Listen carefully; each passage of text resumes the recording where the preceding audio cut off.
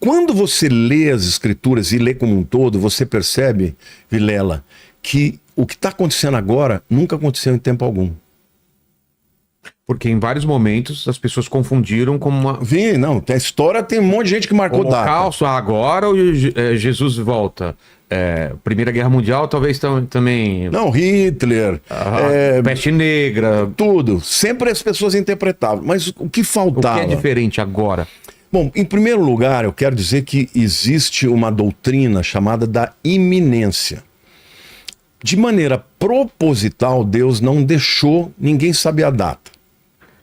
Vamos pensar o seguinte, nós estamos há 2000 anos da vinda de Cristo. É o que ele fala do ladrão, né? Você não sabe quando o ladrão vai entrar à noite. Exatamente. Agora, se você soubesse que vai ser no ano 2100... Ou no caso do ladrão, você sabe que vai ser amanhã à meia-noite, você já deixa preparado o portão. Troca a tranca, coloca...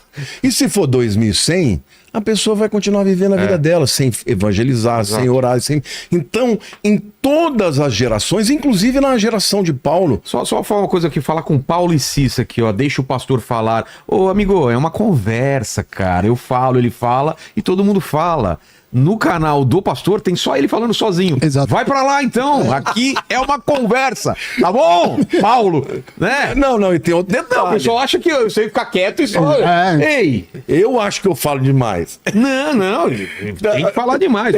Quando eu vim aqui com outros convidados, a turma fala, deixa o outro falar. Eu falo, meu Deus... Cara, o programa é meu, eu falo aqui, eu pergunto. Abre o seu podcast e aí você pode perguntar o que você quiser, não é? Pronto. Não, mas gente, ó, fazer um parênteses aqui com o meu amigo. O Vilela sabe muito. Eu já fui em podcast que a pessoa não sabia nem o que perguntar. Verdade. Aí foi pesado, entendeu? Porque eu tinha que criar tudo, né? Porque eu quero saber nem o que a minha perguntar. função é colocar a lenha na fogueira, fazer pergunta, tirar dúvida que você em casa pode estar tendo, né? E hoje está interessante porque eu estou tirando várias dúvidas aqui. Então vamos lá, Judas eu entendi bem o papel dele. Ele tinha esse papel, não tinha outro caminho, porque o demônio tinha entrado. Entrou nele. As duas pessoas que o demônio vai entrar, uma é Judas e outra é o anticristo. E tanto que ele tira a vida depois, né? Ele vai tirar vida, por quê? Porque quando ele cumpre o papel, ele fica arrependido. Na verdade, ele não teve arrependimento, ele teve remorso. Pode-se dizer que o anticristo é uma versão de Judas atual? Não. Pode-se dizer, e tem gente que diz que é a reencarnação do Judas. Eu não acredito nisso, tá? Mas ele vai estar possuído da mesma maneira. Uma nova versão, né? Não reencarnação, mas uma nova, sim. Sim. Por quê? Porque o que o anticristo vai fazer? Ele vai enganar as pessoas. E ele vai trair, ele vai se levantar contra Cristo. A Bíblia diz que ele vai se opor a tudo que se chama Deus. Ele é chamado na Bíblia de iníquo. No original é anomos. É o cara que não aceita nenhuma lei. Tudo em Lúcifer, Satanás, é um espelho negativo de Jesus, né? Tudo. Então, se Deus tem o filho dele, que é Jesus... A trindade de Deus. Pai, Filho, Espírito Santo. E qual é do Satanás? Satanás é o antideus. O anticristo é o anti... É o filho. É o anti-Jesus. Espírito Santo. Falso profeta. O falso profeta significa... Ele é o antagonista do Espírito Santo. Por quê? Porque o Espírito Santo, ele aponta para Jesus, diz... Ele convence o mundo do pecado, da justiça. O Espírito Santo é a presença de Jesus. O Espírito Santo é o Deus Espírito, né? Ele é um ser único. Ele não é uma força, não é um vento, ele é o Deus Espírito. Só que o papel dele é apontar para o mundo e dizer: Jesus é o Messias. É o caminho. O falso profeta, como diz Apocalipse 13, ele vai apontar para o anticristo e vai dizer, ele é o Messias. Então, Satanás, ele é um imitador. Tudo que Deus é, ele quer ser. Obviamente, ele não consegue. Mas ele cria o engano. E o engano é aquela... Você já viu uma imitação de um relógio? Eu não conheço muito de relógio, mas se uma pessoa me der um relógio dizendo que é um Rolex, eu acredito. Você acredita? Você não vê a diferença? Não vejo a diferença. E muita gente vai cair nesse engano. Muita gente vai cair nesse engano. Então, e a Bíblia fala, a gente vai mostrar essas profecias depois, né? A Bíblia fala dessa invasão demoníaca. Eu queria ler para você um texto de Daniel, capítulo 8, de 23 a 25, que diz assim. Isso aqui é muito revelador. No final do seu reinado, está falando do reinado do anticristo. Quando os prevaricadores acabarem, o que significa isso? Quando ele já tiver vencido todos os adversários. Levantar-se-á um rei de feroz catadura, um cara brabo, entendeu? E especialista em intrigas. O anticristo vai ser um grande político de... Negociador. Mas brabo. Olha o Trump aí. Não. Sei lá, né? Tô falando isso, não. Aí o que ele diz? Grande é o seu poder, mas não por sua própria força. Ele vai ser alimentado pelo diabo. E quando você vai para o livro de Apocalipse, você sabe que ele vai ter uma ferida mortal na cabeça e ele vai morrer. Ou pelo menos o anticristo, ou pelo menos parecer que morreu. Em algum momento. Para imitar Jesus, que morreu e ressuscitou. Só que quando ele levanta, não é mais ele, é o diabo que entrou nele. Entendeu? Jesus era cheio do Espírito Santo. Ao contrário de Jesus, que nasceu de uma virgem, é Deus feito em carne, o anticristo não é o mesmo processo. Ele não vai nascer... Não. Ele vai nascer de um... É um ser humano normal. Não existe um outro caso de alguém que tenha nascido no mundo sem a intervenção de um homem e de uma mulher. Só o caso de Jesus, né? Então, o texto diz que grande é o seu poder, mas não por sua própria força. Causará estupendas destruições, prosperará e fará o que lhe aprouver. Destruirá os poderosos e o povo santo. O pessoal aqui no chat tá lembrando que o Trump tomou um tiro na orelha e não morreu, hein? Não, é orelha. Lene. Muitas evidências aí apontando pra ele. Não, orelha na cabeça. Tava na cabeça, tá bom, então beleza. Aí ele diz assim, por sua astúcia nos seus empreendimentos, fará prosperar o engano. No seu coração se engrandecerá e destruirá muitos que vivem despreocupadamente. É isso que eu quero dizer. Nós estamos vivendo num tempo, Vilela, em que as pessoas não querem discernir o que está acontecendo. Estão vivendo despreocupadamente. As pessoas, elas não estão vendo... Por exemplo, o hedonismo, né? O hedonismo, por exemplo, eles não estão vendo a evolução da tecnologia e como isso está sendo invasivo. Hoje você está assistindo uma televisão, a televisão está te filmando. Ela pode estar te captando, ouvindo o que você está falando. O celular faz isso. Faz isso, eu brinco direto, estou conversando daqui a pouco. Não entendi, é só pergunta. Eu falo, eu não te perguntei, Siri, cala tua boca.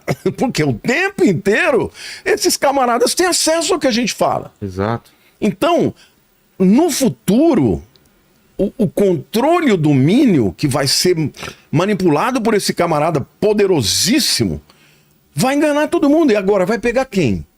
Vai pegar essas pessoas que a Bíblia está dizendo. Olha, e fará o que lhe aprouver, destruirá os poderosos e o povo santo por sua astúcia nos seus empreendimentos, fará prosperar o engano, no seu coração se engrandecerá e destruirá muitos que vivem despreocupadamente. Levantar-se-á contra o príncipe dos príncipes. Quem é o príncipe dos príncipes? Jesus. Mas será quebrado sem esforço de mãos humanas. Ou seja, quem vai destruir ele é Jesus. E aí, definitivamente. Nós estamos vivendo num tempo também, aqui é importante você entender, que para que isso tudo aconteça, tem que ter muitas disciplinas acontecendo ao mesmo tempo. Por exemplo, nós vamos ter um caos econômico no mundo. Nós vamos ter um Armagedon econômico no mundo. Você está percebendo como hoje o mundo está cada vez mais enfrentando problemas econômicos? Tem agora essa guerra de tarifas aí que está sendo promovida. Então, vamos pensar agora, fazer uma análise aqui econômica das medidas que o Trump está acontecendo. Lá em 1944, nós tivemos, depois do final, quase no final da Segunda Guerra, houve aquele chamado Acordo de Bretton Woods, né? Você já ouviu falar sobre isso? Sim. Quando as nações vencedoras sentaram e falaram, olha, Estados Unidos, você que tem que ser o país para ser o balizador da economia do mundo. E aí o que eles fizeram? Colocaram o dólar lastreado pelo ouro. Só que o mundo cresceu, precisou de muito mais moeda, muito mais dólar, e aí os americanos tiveram que produzir moeda. Quando você produz moeda, o dinheiro cai, e começou a ter realmente problemas para os Estados Unidos. A partir daí, eles tiveram outros encontros, em 71, quando eles acabaram com o dólar, com o lastro do ouro, e o dólar passou a ser o lastro do mundo. E aí nasceu o chamado câmbio flutuante. Cada país por si, a sua moeda, cada um com seus problemas, né? Bom, obviamente, a moeda americana se tornou um porto seguro, começou a crescer demais. Quando o dólar começou a ficar muito forte, o que aconteceu? Na balança comercial ele começou a perder. Aí vem a China, desvaloriza o dinheiro deles, ou seja, fica barato para vender, todo mundo compra da China e ninguém compra dos Estados Unidos. Principalmente porque dentro do próprio Estados Unidos, os Estados Unidos fez uma escolha errada de desindustrializar.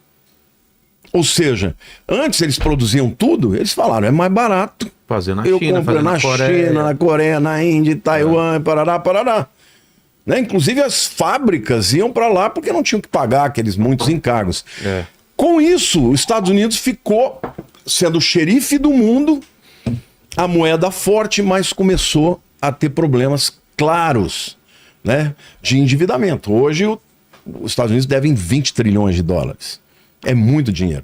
Então vem o Donald Trump, se ele não der um choque de gestão, os Estados Unidos quebra, porque a China saiu de onde está e está no cangote dele, está fungando no cangote dele.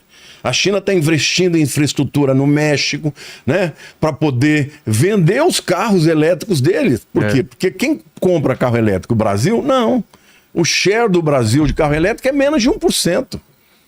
Entendeu? A Europa também não quer saber, eles têm os carros deles. Então, aonde a China vai vender? Vai vender nos Estados Unidos. Então, o Donald Trump, quando ele assume, ele fala, bom, por que eu tenho que ser o xerife do mundo? Por que eu tenho que gastar bilhões, orçamento americano de armas, né, do militar? É 800 bilhões por ano. Mas onde que ele gasta isso? Gasta mandando as suas tropas, os seus navios, para tudo quanto é guerra que está acontecendo.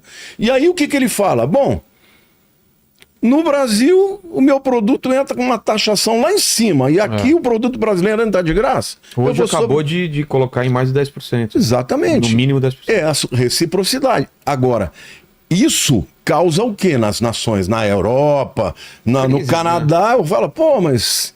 eu preciso do teu dinheiro. Mas eu também tenho que cuidar do meu quintal.